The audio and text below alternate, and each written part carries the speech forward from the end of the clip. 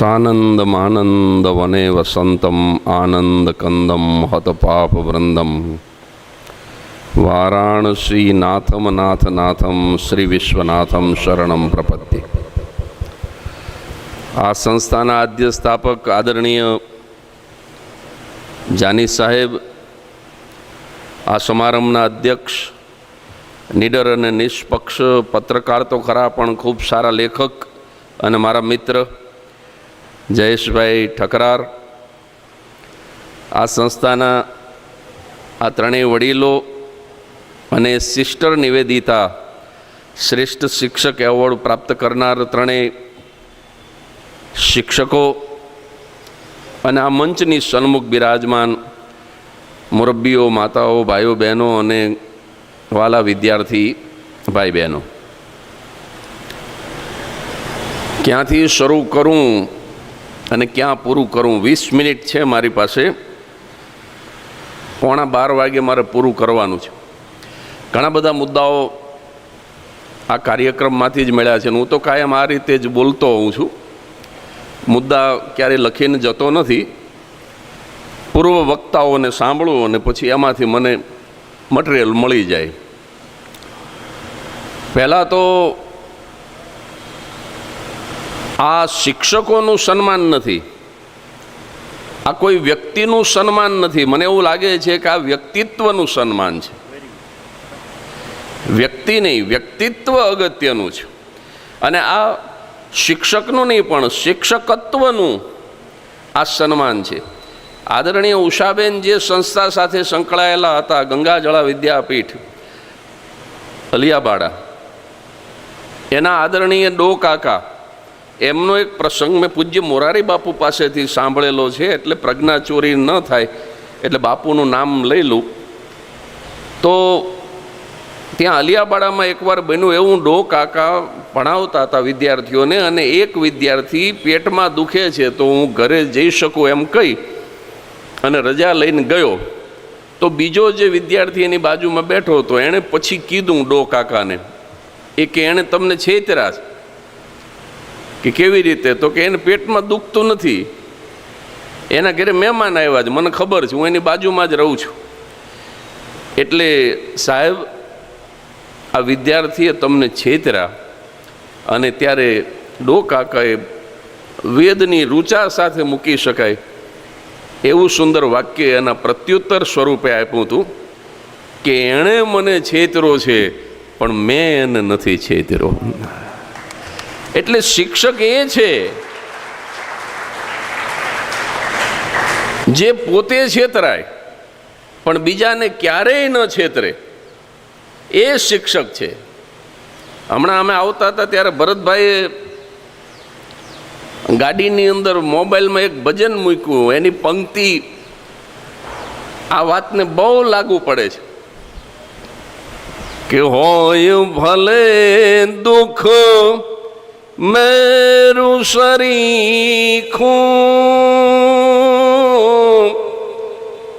મનરંજન એનો તું થાવા દેજે, અનરજ સરીખું દુઃખ જોઈ બીજાનું, રોવાને બે આંસુ દેજે હે જગજનની. શિક્ષક એ છે કે મેરું સરીખું દુઃખ હોય, એક પર્વત જેવડું વિશાળ દુઃખ હોય પણ છતાંય એ ડગે નહીં.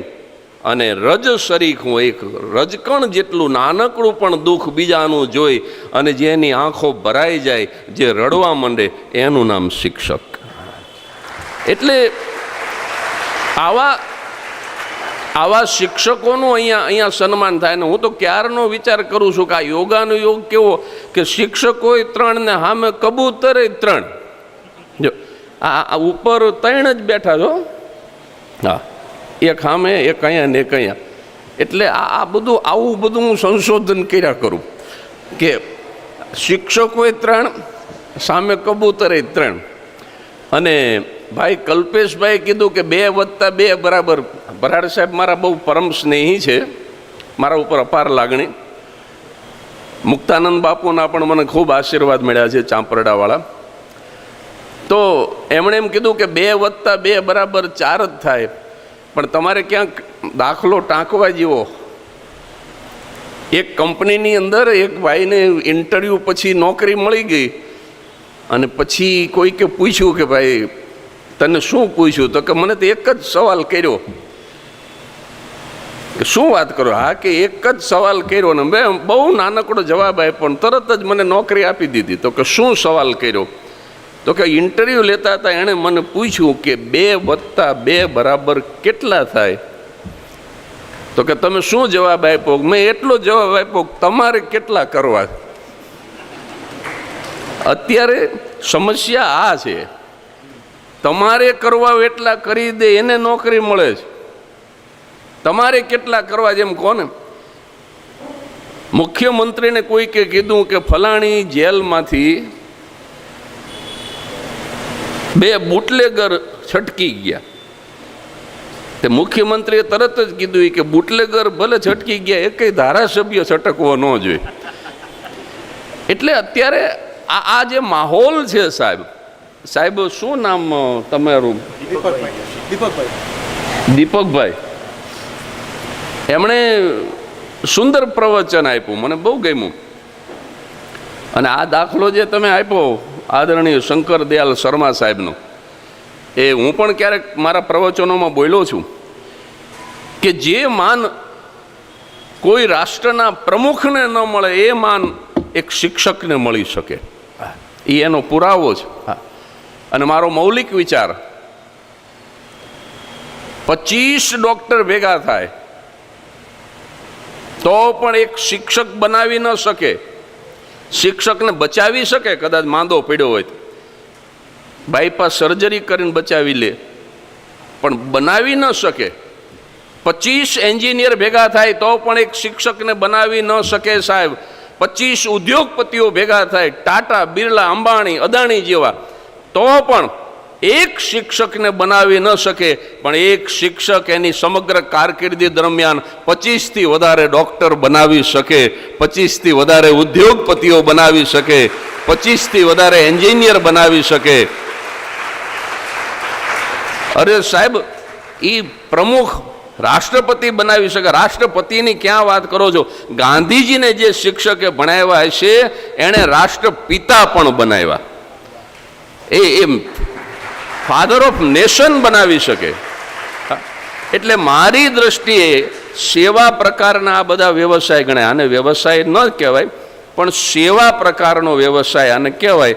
સેવા પ્રકારના વ્યવસાયમાં ડૉક્ટર પણ આવે, બીજા પણ આવે, પણ સેવા પ્રકારનો શ્રેષ્ઠ વ્યવસાય મારી દ્રષ્ટિએ કોઈ હોય તો એ શિક્ષક, એ વિદ્યા ગુરુ છે સાહેબ, કે જે આપણને આ રીતે.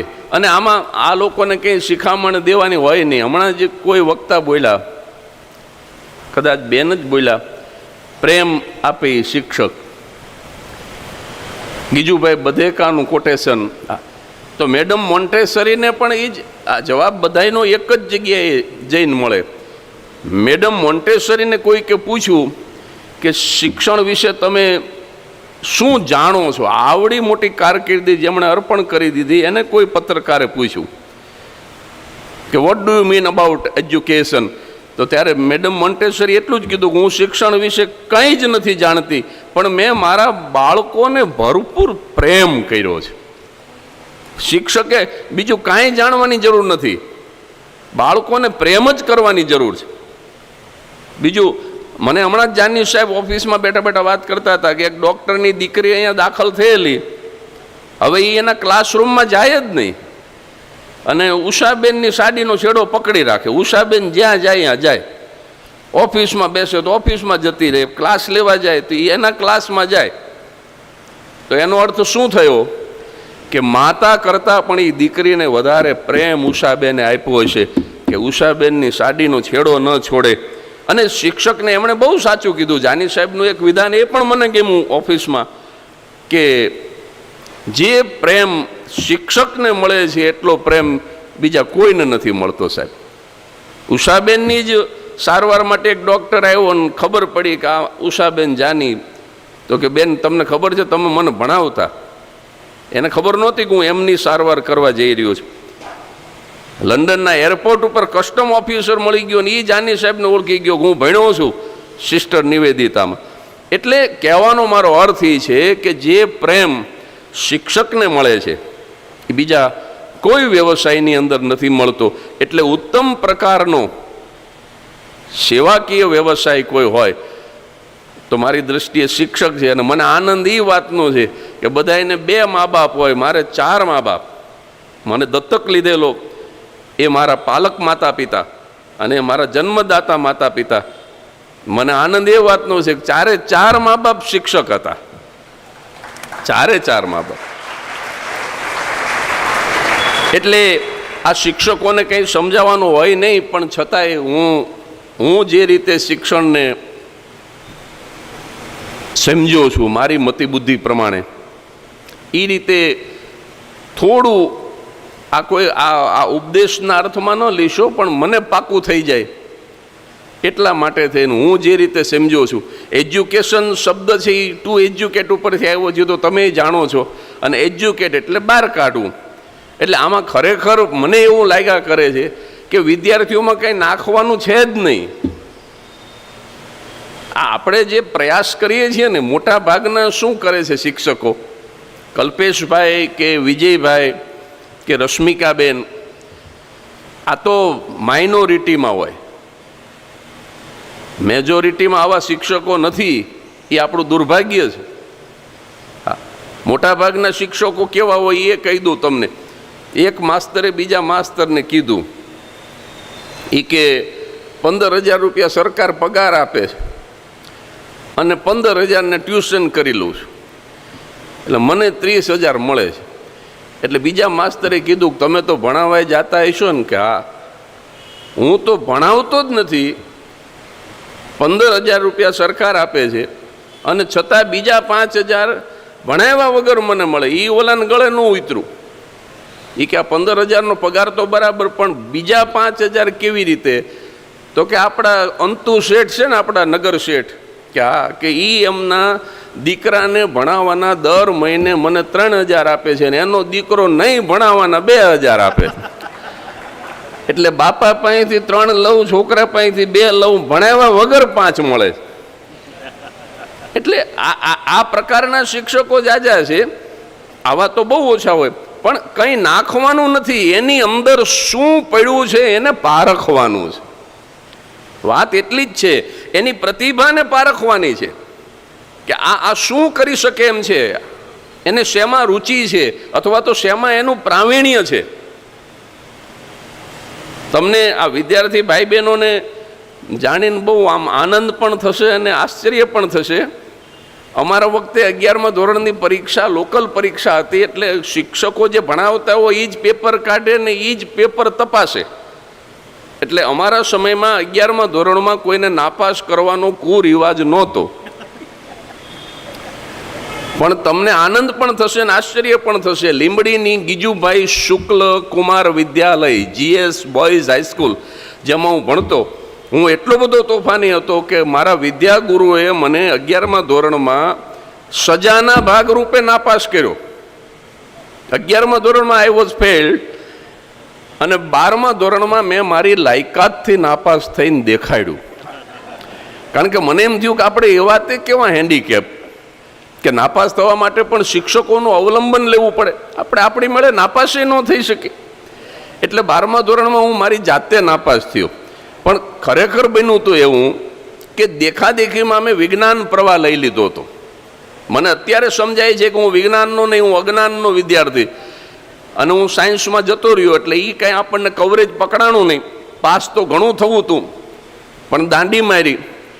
પણ મારા વાલા વિદ્યાર્થી ભાઈ બહેનો, હું સાયન્સમાં જતો રહ્યો એનું કારણ એ હતું કે ન મારા મા બાપે મને કીધું કે તું આર્ટ્સનો વિદ્યાર્થી છો, ન મારા શિક્ષકોએ મને કીધું, ન મારા સમાજના વડીલોએ કીધું. એટલે શિક્ષકોનું ઉત્તરદાયિત્વ મારી દ્રષ્ટિએ મોટામાં મોટું એ છે કે આ વિદ્યાર્થીમાં શું પડ્યું છે, એની ટેલેન્ટ શેમાં છે, એ શોધી અને તમે એની લાઈન પકડાવી દો એટલે સડસડાટ ચાલે સાહેબ.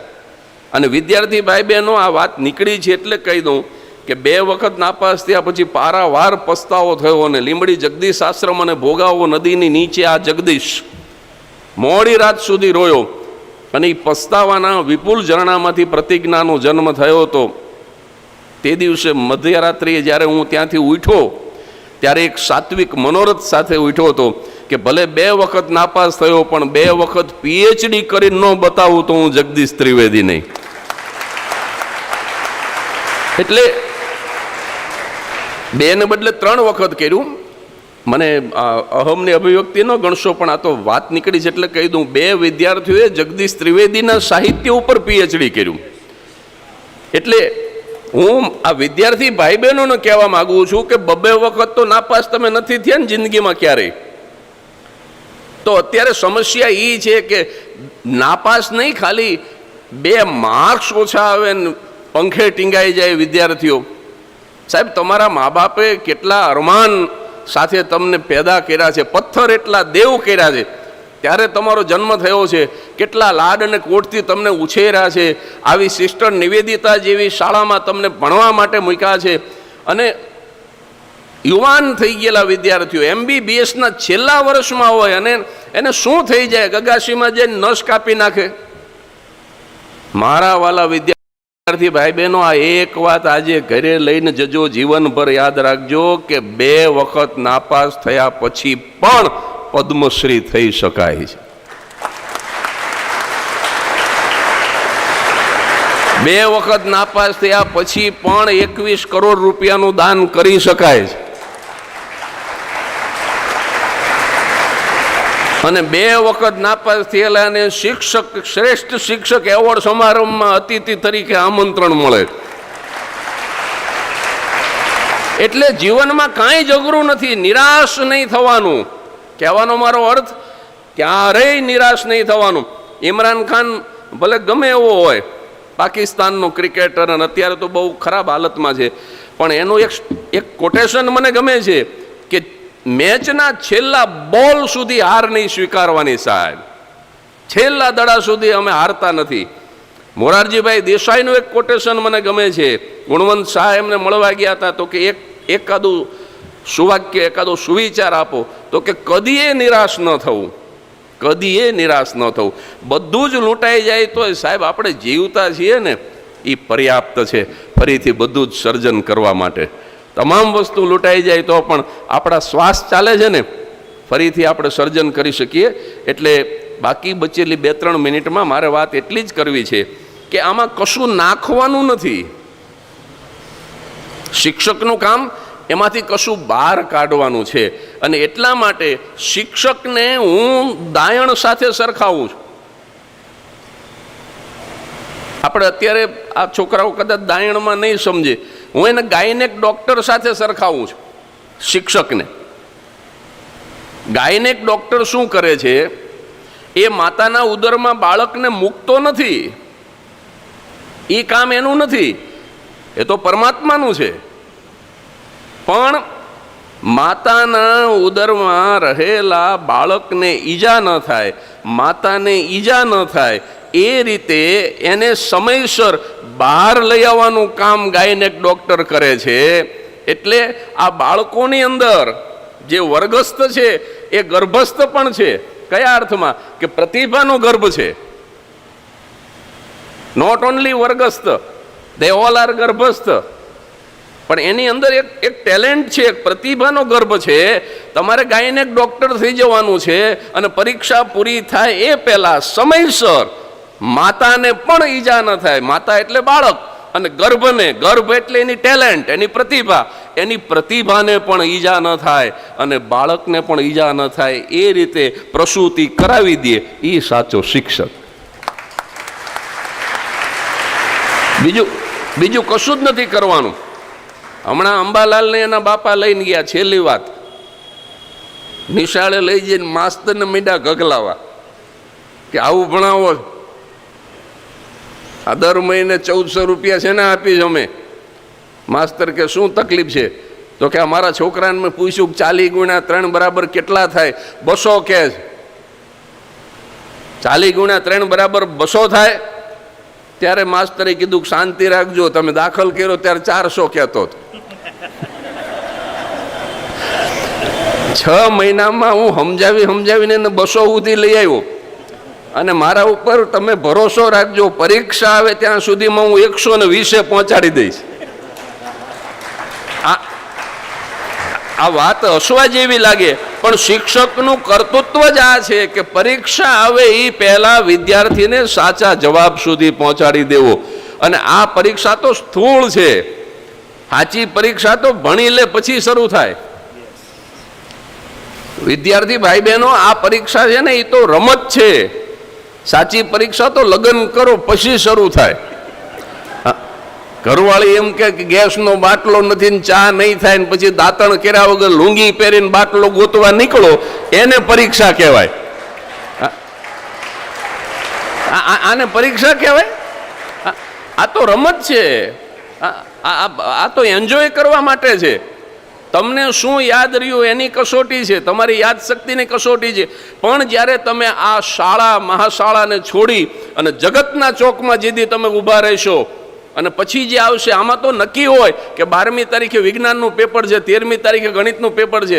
સાહેબ, કોઈ ડેટ નક્કી નહીં હોય, કોઈ સબ્જેક્ટ નક્કી નહીં હોય, કોઈ ટાઈમ નક્કી નહીં હોય. અને તમારે અનએક્સપેક્ટેડ હર્ડલ્સ,